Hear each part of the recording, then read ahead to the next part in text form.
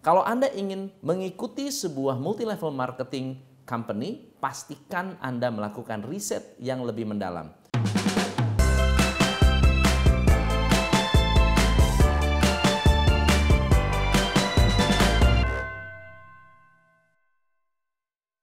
Hai, saya Tom MC, founder Top Watch Indonesia. Pernah dengar kata MLM? Singkatannya adalah multi-level marketing. Teman-teman, banyak di luar sana perusahaan-perusahaan multi-level marketing yang bertebaran, merekrut begitu banyak orang, tapi tidak banyak juga yang berusaha untuk membohongi atau bahkan memberikan janji-janji palsu. Berikut ini adalah 10 kebohongan MLM bermasalah atau bahkan MLM bodong yang harus Anda perhatikan dan Anda harus waspadai. Kalau Anda ingin mengikuti sebuah multi-level marketing company, pastikan Anda melakukan riset yang lebih mendalam.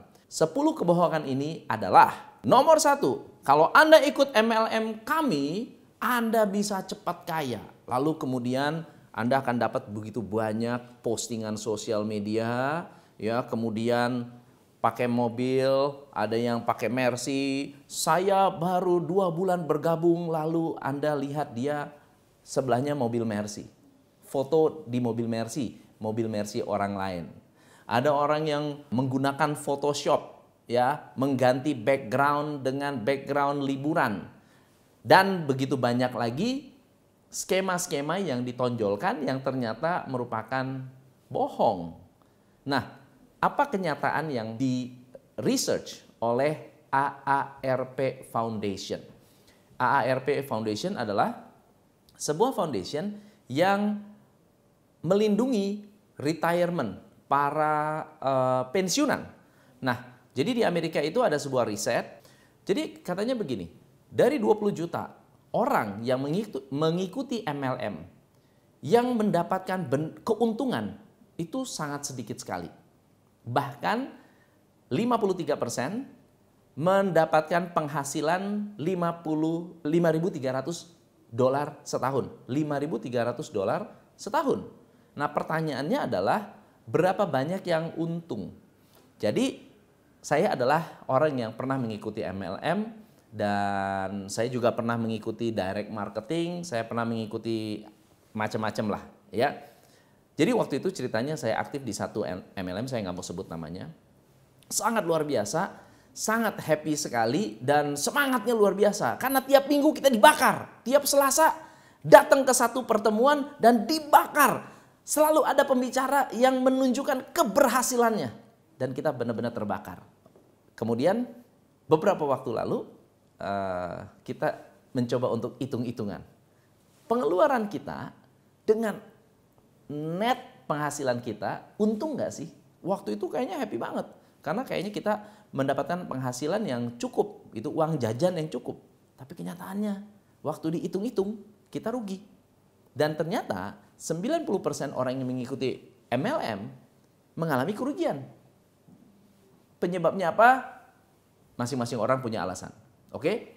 Tetapi cepat kaya sudah pasti tidak benar. Yang kedua, ada orang bilang begini, kamu kalau join MLM, kamu bakal banyak teman baru. Jaringannya luas. Oke, teman baru oke. Teman baru luar biasa banyak, saya bisa dapat banyak teman baru. Tetapi ternyata teman-teman lama saya menghindari saya. You know why? Karena setiap ketemu orang selalu maunya memprospek. Ketemu orang prospek, ketemu orang prospek, ketemu orang prospek. Akhirnya banyak yang gabung. Banyak yang gabung. Tujuannya agar tidak diprospek lagi sama saya. Banyak yang gabung sih. Tom, lu ikutan ya? Oke. Tapi berikutnya dia hubungannya jadi jelek. Ya, hubungannya jelek. Di prospek, deal, tapi ternyata berikutnya nggak mau lagi ketemu dengan kita. Atau bahkan ada orang yang pertemuan keluarga. Datang pertemuan keluarga, saya datang, nggak ada yang mau dekat-dekat. Semuanya menghindar. Kenapa? Takut diprospek. Jadi kalau Anda bilang dapat banyak teman baru, mungkin yes. Tetapi teman-teman lama Anda, coba deh diperhatikan lagi. Apakah Mereka excited ketemu kita seperti dulu atau tidak. Nah, Anda harus berhati-hati. Cara kita mendekati orang, cara kita menjalankan bisnis itu harus lebih profesional. Yang ketiga, katanya begini, kamu kalau ikut MLM saya, nggak usah khawatir. Kamu profesinya apa sekarang? Oh, waktu itu saya di airlines, oke, di airport. Kamu nggak usah khawatir, ini kerjaan part-time. Lalu kemudian saya gaul, ketemu dengan upline-upline saya yang sukses. Hampir 100% mereka adalah full-time. Teman-teman, kalau Anda melakukan segala sesuatu part-time, bisa berhasil, bisa juga enggak. Tetapi ada limit dari orang-orang yang bekerja part-time. So, multi-level marketing atau menjalankan bisnis direct marketing adalah pekerjaan yang sifatnya menurut saya sangat-sangat menyita waktu. Apalagi kalau produknya tidak terlalu bagus. Kalau produknya nggak bagus, Anda akan rugi. Kenapa rugi? Karena produknya nggak laku. Kalau produk nggak laku, Anda harus dapat uang dari mana? Network. Harus ngumpulin downline sebanyak-banyaknya agar duit Anda bisa balik. So, Anda harus bisa membangun bisnis dengan cara yang berbeda. Yang keempat, katanya produknya saking berkualitasnya tidak ada di pasaran. Wah, ya. Pada suatu hari mama saya orang yang juga senang dengan begini-beginian, karena bisa rekrut orang, bisa dapat produk yang katanya bagus. Lalu kemudian ini udah lama banget ya, udah lama banget. Jadi saya diajakin mama saya, Tom, ini ada bagus, begini. Ya, jualannya apa? Kaos kaki. Jualannya kaos kaki, harganya 1,5 juta, satu pasang 1,5 juta. Katanya kaos kaki ini sudah disinar, dikasih bioenergi, sudah diberikan antibakteri. Jadi kalau dicuci pun tidak akan hilang.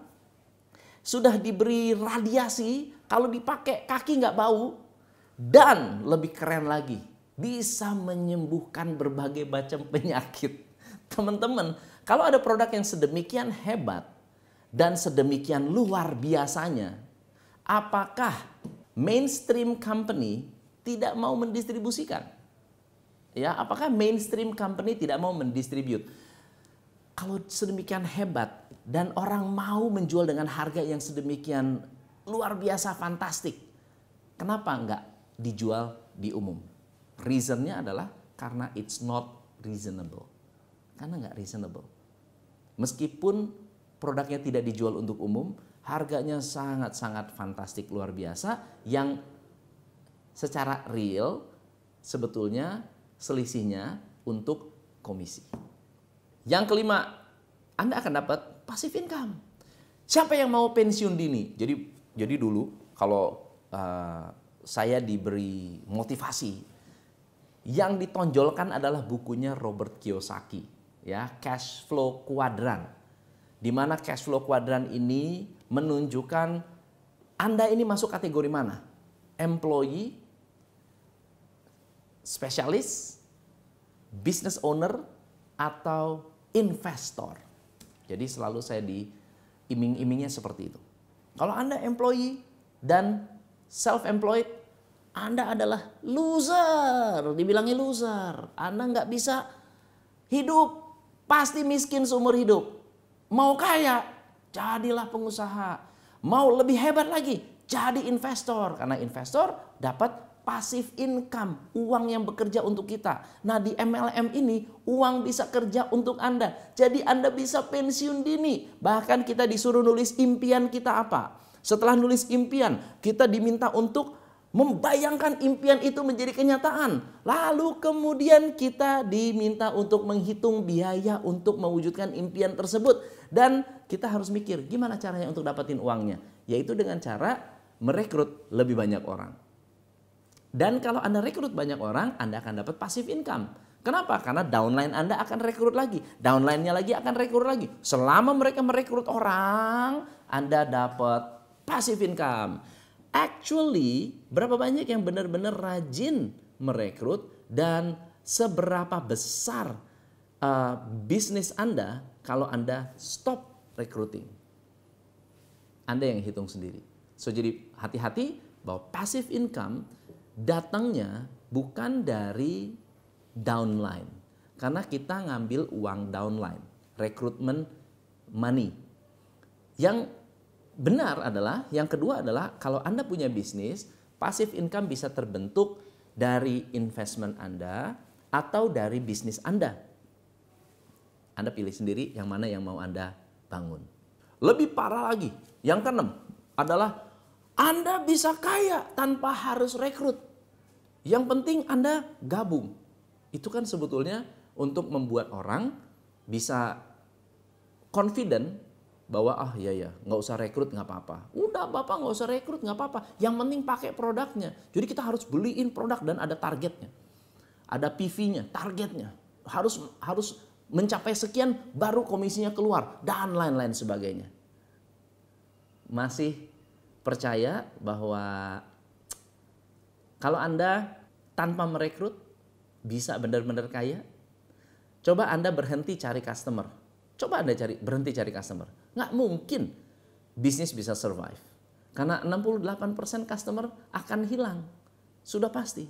Yang ketujuh, ini kesempatan. Business opportunity. Bisnis tanpa modal. Kalau Anda memulai sebuah bisnis, mulai bisnis dengan ratusan juta. Income-nya belum tentu bisa mencapai ratusan juta juga, ya. Kalau ini bisnis tanpa modal, kalaupun bermodal cuma 50.000 perak, wah, cuma 100.000 rupiah, jadi sangat-sangat murah sekali. Nah, teman-teman, bisnis tanpa modal ada, tetapi bisa besar nggak? Kalau Anda punya skill yang luar biasa, pasti bisa. Tetapi berapa banyak kesempatan seperti itu? Semudah itukah? Memang sangat-sangat sedikit sekali. Sangat sedikit sekali. Too good to be true. Katanya begini, if it's too good to be true, maybe it's not true. Ya, if it's too good to be true, maybe it's not true. Yang ke-8, tenang Pak, jualannya mudah, gampang. Jualan cuma kopi doang, jualannya mudah. Ya, berapa banyak dikatakan jualan mudah, kenyataannya setengah mati. Kita harus pergi ngurusin downline, nyariin orang, harus pergi ke sana ke sini dan nggak ada yang kenal produknya, harus presentasi, harus ngumpulin orang. Wow, untuk menjualan pasta gigi aja harus ngumpulin orang. Mendingan jualan pasta gigi yang lain. Jadi jualan gampang itu bisa jadi sebuah mitos.